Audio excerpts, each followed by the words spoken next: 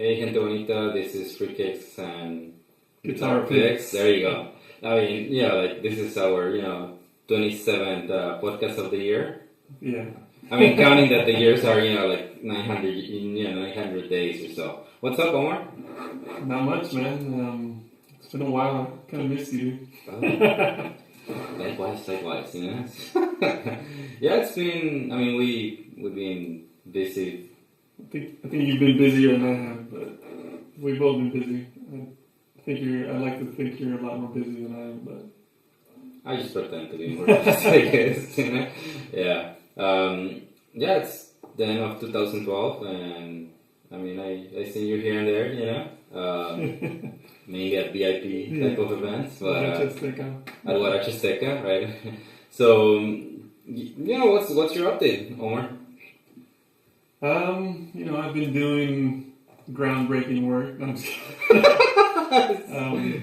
to help solve, the world's problems, such as face math on Tumblr. Please plug your project. Aside from my day job, I guess, I actually started this Tumblr blog about, I want to say like 3 years ago maybe, and it was just kind of like something that I tried to have fun, something that I just used to do on my own with friends and people I know just do on their own. When you see somebody, at a bar, a coffee shop, whatever, and you see two people's faces, or one person's face, and you're like, that guy looks like, the guy from Café Tacuba and the guy from Calle 13 put into one, or whatever. So, and I'm sure it gets more creative the drunker you are, right? Like, yeah, exactly. The later it is, it's Exactly. Make a long story short, I just created this blog called called Face Math. You created Tumblr? I created Tumblr. Damn! Just like create Face Math. So I started with Tumblr and then Good excuse. worked my way down to Face Math. It's called Face Math, so it just usually just combining two celebrity faces to equal another one. So I've been doing it for about 2 years with no, attention. I would just kind of send it to friends. I don't know if I ever sent you any, but I was just gonna make little. Yeah, I feel that. Sorry, no, because it was just stuff that I would do, at home when I was bored, and then I would just email it to a friend, and if they liked it, was cool, and that was it. And I didn't really have an audience, I guess. And then I guess sometime in the summertime, I want to say, like some blog posted something about it, and then how it works. Like one blog posted about it, and then like 3 or 4 posted about it. You went viral. Yeah, went viral, quote unquote. Sort of. I don't want to make it seem like it was like, it's getting like millions of page views or something, but it is? Yeah, it was like on Gawker, it was on Tosh.0 blog, all these other websites, so... Oh, so you're big time now. I don't know if I would say big time, because a lot of people ask me, like, if I'm making money off of it and all that, and I'm not making any money, I'm still doing it for fun. I think a lot of people don't realize how the way Tumblr is set up is that it's almost like Twitter for blogs, where if you post something, it kind of works off reblogging, where you can post something on your own site, but the way it gets seen usually is by people reblogging it, which means it shows up on their own page. It's not that people are actually going to your site and checking stuff out. You know what I mean? So usually, people just think like, oh, you're gonna get clicks or page views, quote unquote. Yeah, but you cannot even put ads, right? Right, because I could try to put ads, which I think would kind of ruin the whole layout of it, which is the main reason I wouldn't do it. But if I did put ads, when somebody reblogs a photo or whatever, it doesn't show up. Yeah, it is.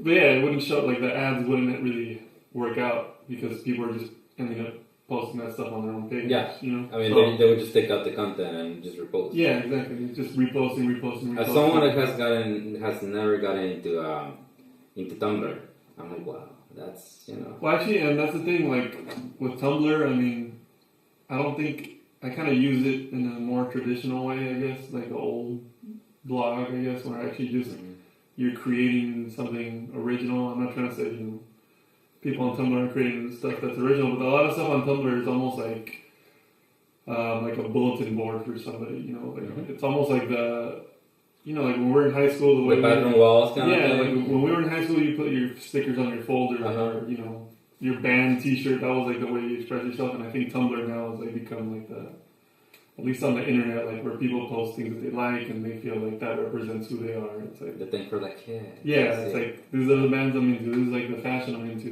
whatever. And I felt like a lot of it was just it's fine. I mean, people can do whatever they want with Tumblr, but I just felt like a lot of it is just like reposting stuff that's already created by somebody else. Yeah. Like photos, old photos. Well, not like GIFs, right? Right, animated GIFs Yeah. or GIFs, if some people like Yes, calling them. I'm sorry. No, I know that some people. There's a. Did I say GIFs? GIFs, I say GIFs. But Okay. There's a divide supposedly. Oh. Because the creator Uh-huh. of GIFs calls them GIFs, but other people argue that it's graphical interchange format or something. And since graphical starts with a, I guess, a hard G. Yeah. So anyway. Okay.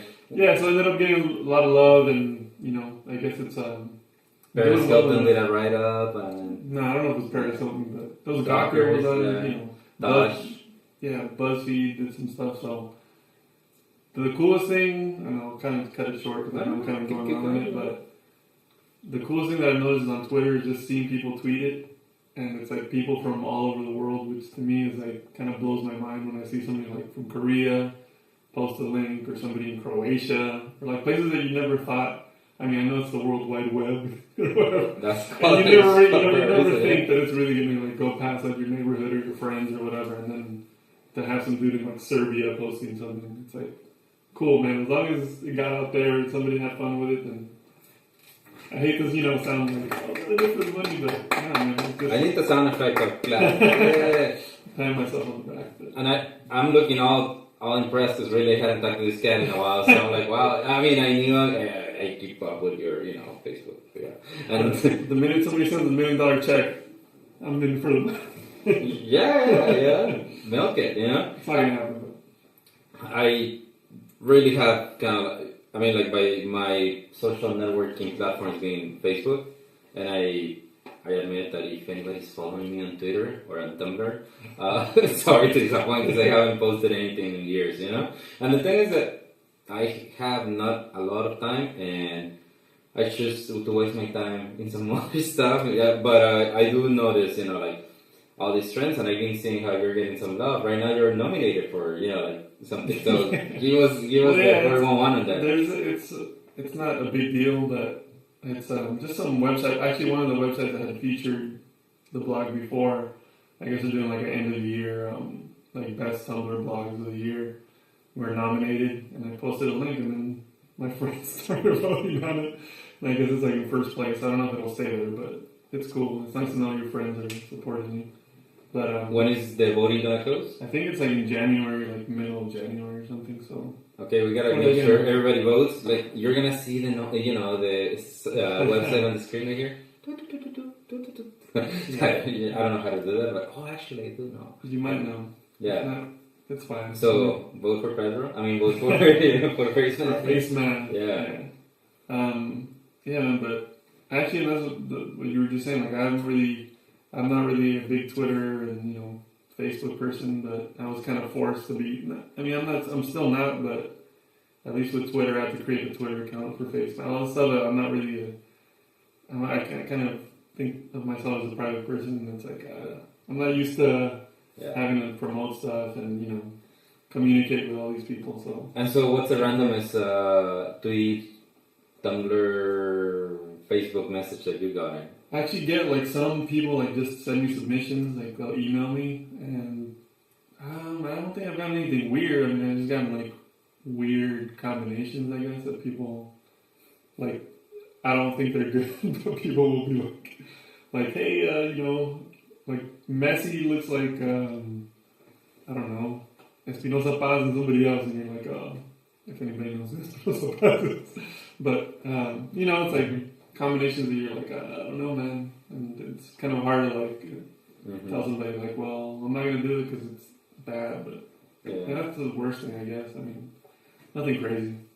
People on the Tosh.0 blog were just like, yeah, we see it, but whatever.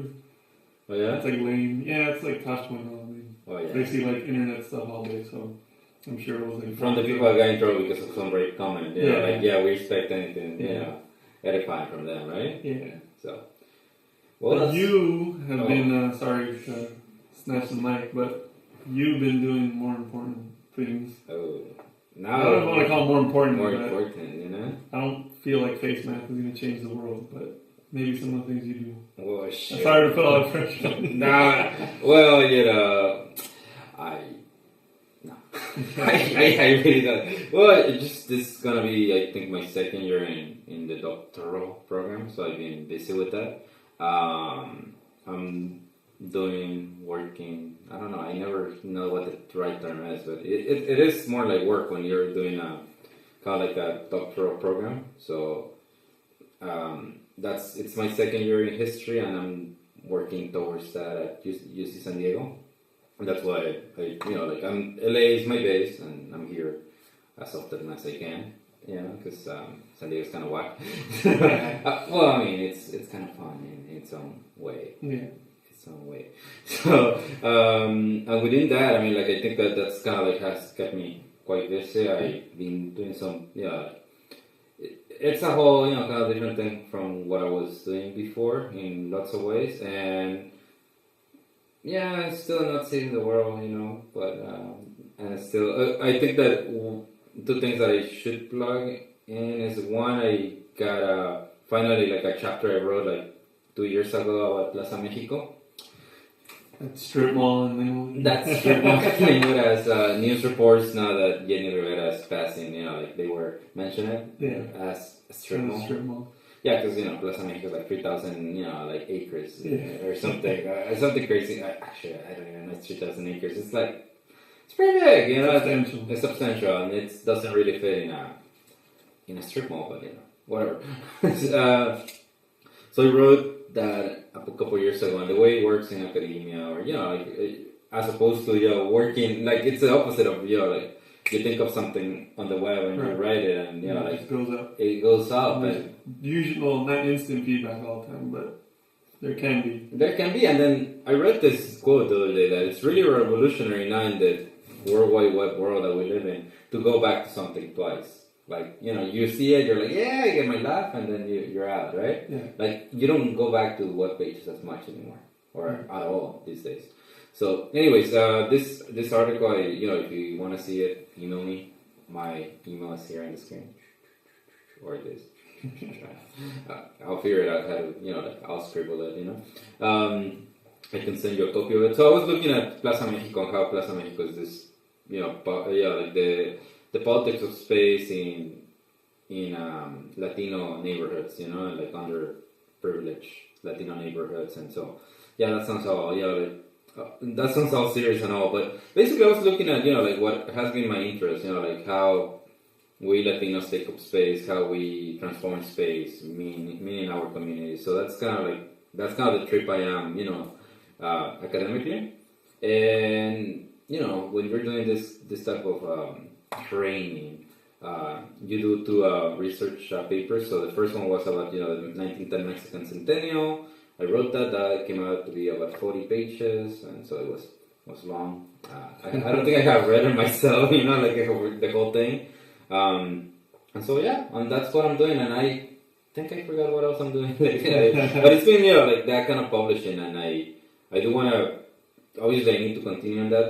That's like really important to have like this type of writing, and I think voices in academia, because it's still pretty white, and like being able to contribute to like our experience, our scholarship, but also like I want to also start working more on mainstream type of work, so I can have different audiences. So that's kind of like what I've been doing.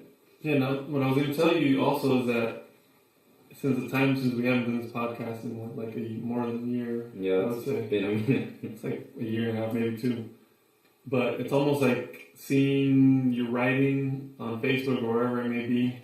I almost feel like I've been like I could tell the difference from when we were doing the podcast then and now. It's like almost like seeing somebody like work out their body. You know what I mean? There's a compliment. Oh, thanks. No, but like I could tell. You know what I mean? Like you're more and more on point. I'm not saying you weren't on point before, but it's just like, you know what I mean? Like you're more incisive, if that's the right word. Like I'm like, yes, like every time. Oh wow. Sorry, I'm not I'm not trying to totally kiss your ass either. Like, well, full fiction with this, not like but you know, like it's I can see, you know, there's a progression, so it's good to see. That's why, you know, that's why I'm proud of you, man. Yeah, you know. Yeah, well, no, thanks. I mean, like, likewise, I think that, you know, a lot of the ideas that we have been talking about, like, I've seen how, you know, for you, you're like, yeah, like, you're landing them, you know, like, and for me, that's kind of like a saying that somebody told me. I think it was a professor, like, yeah, you know, like, we all have these big ideas. The thing is, we gotta land that plane, like, we gotta land those ideas. Yeah. And I think that, like, it kind of goes, I mean, like, this is, like, I don't want to make it super long, but it kind of goes into this kind of, like, it's, one, you're refining your ideas, but then you're just kind of like, you know, I shut myself down a lot more. Like, I'm more careful of my words, you know? Yeah. And sometimes I guess that makes me a little boring, but I think that, you know, like, you see the layers and layers of drafting and of work. I mean, like, even just kind of the mental work that goes into, like, writing something. You think about it 2, 3, 4, 5, 6, 7 times, and then you finally write it, and then you rewrite it. And I mean, it's a luxury that I have. I mean, like, when I was a journalist, and I think that was my big frustration when I was a journalist, that I couldn't. I mean, like, I only had, you know, like, hey, it's 10 in the morning. Here, go run, write this story, and you knew you had more, but then you had to turn it in by 4. So, and now, like, I get to do that, you know, like, but unfortunately, it's just got like one little thing. Or it's not little, actually, like, academia is big, but it's just, you know, like, you can only do it so many times, because then, you know, like, you have other obligations, so, yeah.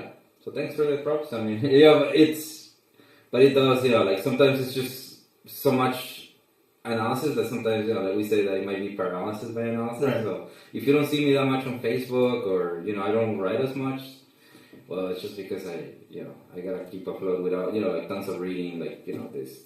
And then, you know, writing, you know, like, 40-page papers, you know, so. No, it's better to pick your spots the way you do, you know. Become strong, as they say, in basketball. Cool. And speaking of basketball, we should tease what we're gonna be talking about in this podcast. So yeah, I mean, there was so much stuff that we wanted to cover over the last year and a half that we haven't done one, but... and we're gonna do one at a time, right? Yeah, we're just gonna... It's gonna be a marathon, so... yeah, a 12-hour podcast. Ready. We're gonna talk about a few things. The Liga MX, which I think is the first year it's been called. Yeah. Liga MX. First semester, actually. Yeah, the worst and best of that.